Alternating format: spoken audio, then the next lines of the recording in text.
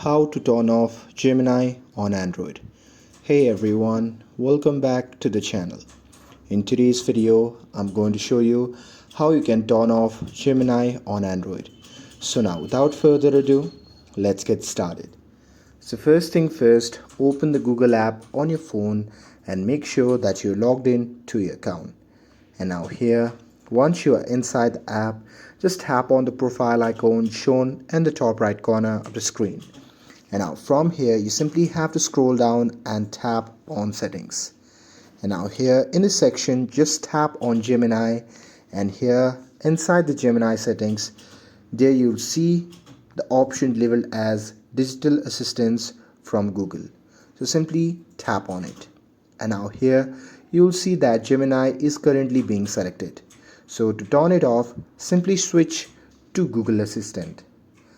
And on some phones or regions, you may also see a none option, so selecting that will disable Gemini as well.